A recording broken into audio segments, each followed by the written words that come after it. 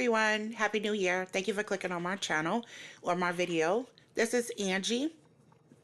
How are you? I hope everyone is having a great new year, and I hope it's a very peaceful and prosperous one for you.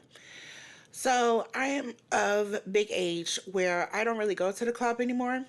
But when I used to go to the club, there was always these marketing or promo events where there was ladies free before 10 or free drinks before 10 or free tequila shots or some type of promo to get people to get women in the club.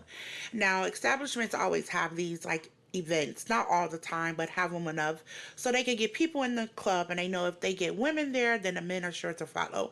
And it's a win-win situation if you think about it for everybody, because women don't have to pay the cover charge to get into the club. If men is bringing a woman to the club with them, they don't have to pay for them to get into the club. Also, is discounted drinks for women, so it helps men when it comes to, because women like men to buy us a drink, so they get a discounted charge on a drink, or don't even have to pay for her drink. Just take her up to the bar and get her whatever she wants, and it may or may not be free. Either way, it's a win-win situation for the men, the women, and the business. And everybody has a great night, right? Nope. So, a Bay Area restaurant back in California had to close on December 31st because they had to settle a lawsuit because someone decided to file a lawsuit that they are discriminating against who? Men. It's gender discrimination. So there's a quick video about it. Let's watch it together. In the East Bay now, a family-run restaurant is reportedly shutting down because it held a ladies' night promotion and had to settle a discrimination lawsuit. Now, due to financial concerns, the owner of Lima in Concord says she's forced to close at the end of the year. Here's ABC 7 News reporter Tara Campbell. The sign on the door makes the closure clear, while inside customers are enjoying one last cocktail, one more meal at Lima. It's just sad. It's just so sad. The family-run restaurant in downtown Concord has been around for nearly 9 years and is now set to close permanently at the end of the month. I mean, I love this place. It's like they're like family to us. The owner telling us they haven't been able to fully bounce back from the cost of settling a recent discrimination lawsuit related to discounting drinks for women on its ladies' night. A frivolous lawsuit that took us down, and it's these ambulance chasing lawyers. Several similar lawsuits have been filed throughout the country, taking aim at variations of ladies' night, including earlier this year in Fresno, when its minor league baseball team was sued over a ladies' night promotion. It was exactly that, discrimination over ladies' night. Did it surprise you? Were you shocked by that? I was, a lot, yeah. I see ladies' night everywhere else. According to the state, gender-based promotions like ladies' nights can land businesses in legal trouble, violating California's Civil Rights Act. Here at Lima, the cost of the lawsuit just piled on to an already tough time, with high inflation driving up the cost of getting these meals to the table. With restaurants, it's already the profit margins are razor thin, and stuff like this does not help business at all. It's just, I don't know what should be done about it. Maybe the city or the state should change some rules to help out the small businesses. And these customers agree. It's very sad to see a lot of family-run places in downtown Concord disappearing. And soon it won't be the same for these servers or staff here, soon to be out of a job. I'm really, really disappointed and sad. I was getting really accustomed to the community and knowing all the regulars that come to the restaurant. These regulars fitting in as much time as they can before the doors close on December 31st. There's a lot of people that come here that enjoy this place, and this is the end of it. Tara Campbell, ABC 7 News.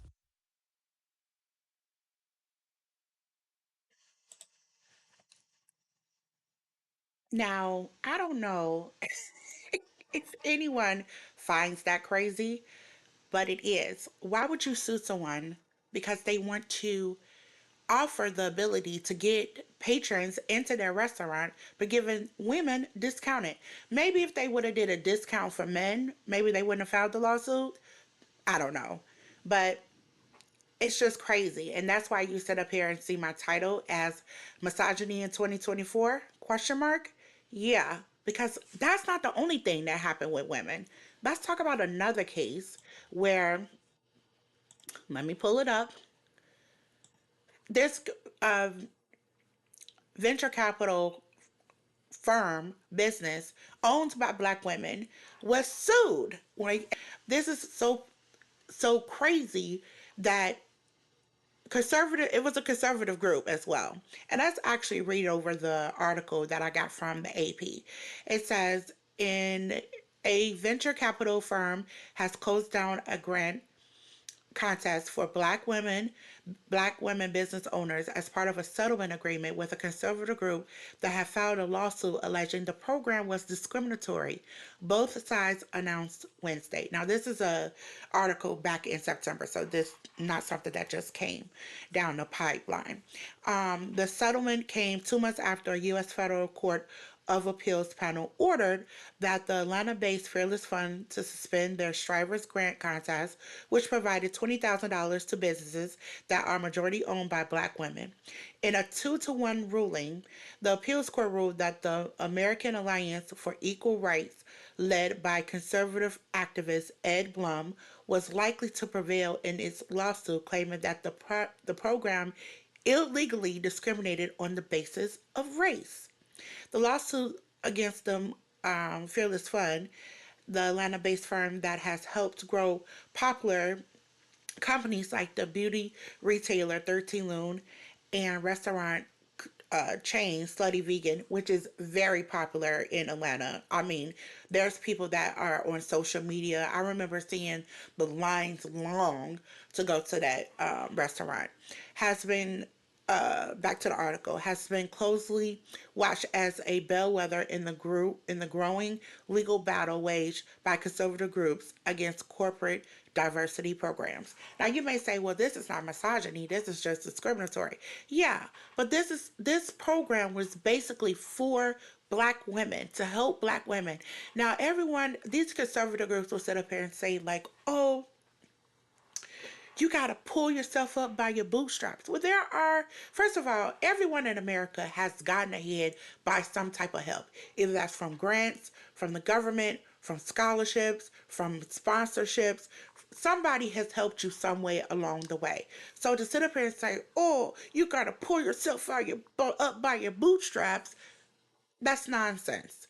Everyone needs help at some time, and it's foolish to think that you don't need help. And it's crazy to walk around thinking that, or think it's weird to ask for help. If you need help, ask for it. My mom used to say, closed mouths don't get fed. So you have to sit up here and ask for help. And if there's companies and firms that's out here that's willing to help, diversity or women especially, you know, women don't make up a lot of the CEOs or entrepreneurs. But when there's companies that's willing to help women start their business and be successful, why stop them? America is all about capitalism, right? America is all about start your business and do this and do that. Yet you want to sue people for helping certain people start their own business. That is crazy. And then another misogyny thing, the Taliban. Oh my God. Like, we spent 20 years in Afghanistan. For what? What was the point of going over there? Yeah, Taliban bans windows to stop women from being seen at home. I'm starting to think the men in the Taliban or Taliban, I'm sorry how I mispronounce it, are gay. They don't want women to be seen. They don't want women to be heard. They don't want them to go to school. Why are these men so scared of women? Well, I'll tell you why. Because when women get together, they are a force of nature. And they was doing fine without them. And then we left. And then the Taliban took over. So let's look at this article by the Independent. Now, this recently took place, and actually this is today's article, but I think they announced it a couple of days ago. So the Taliban have banned windows in residential, not commercial buildings, residential buildings, to stop women from being seen while they're at home. They're in the comfort of their own home and they still can't be seen. Like, what? Women are not children. Remember, well, I don't know if you heard it, but when I was younger, they used to have this saying that children are to be seen, not heard. Women aren't even allowed to be seen nor heard. Like, they treat the women worse than children. I'm not even going to try to pronounce this man's name. The leader of the Taliban ordered that buildings should not have windows looking into places where a woman could be sitting or standing. The order applies to both new buildings and existing ones, according to a four-clause decree posted on social media site X, formerly known as Twitter. I still call it Twitter. Late on Saturday, so like I said, this was a couple of days ago. The decree posted by a government spokesman, whatever his name is, on X, states that new buildings should not have windows where you can see the courtyard, kitchen, neighbor's well, and other places usually used by women. Seeing women working in kitchens, courtyards, or collecting water from wells can lead to obscene acts. What obscene acts? Like, can men not control themselves around women back in Afghanistan? Like, what is wrong with you? Oh my God. Anyway, and then last but not least, the misogyny in 2024. Let's bring it back to America. Kamala Harris losing the race to Donald Trump. Now you may say, "Oh, she didn't run a good uh, campaign." That's a lie. She won. She ran an excellent campaign. If you leave it up to me, I mean the amount of money that she raised in such 3 months, 100 days.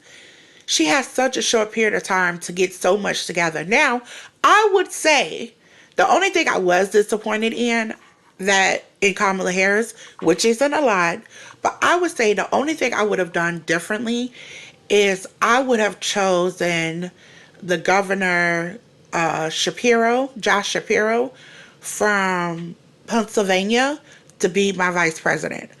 Um, Tim Walz, he's nice and he's lovey-dovey and he's sweet, but we don't need sweet. We need a bull. We need like when Obama was president, like Obama was the chill dad, cool, calm, and collected. But Biden was the bulldog. He was the he'll DMX you. That's what Kamala Harris needed. She needed to be, oh, the sweet mom. But if you piss me off, I'm going to get dad, which would have been Josh Shapiro. And he would have tore in your butt. Now, he reminds me of the white Obama. I know some people hate when they say that, but he does. I love him. I know that they were saying that there would have been baggage because some sexual assault type things that took place in his campaign when he first ran for governor. I heard about that. Don't quote me on it. It's all alleged. I don't know what happened. Or that he was Jewish. But we love Jewish people. So why would he... And even people who make that statement is just pure ignorance. But anyway, that's all I have to say about that. Misogyny was rampant in 2024 in my opinion. Now if you have a different opinion, let me know in the comments. Please like and subscribe, and I'll check you out on the next video.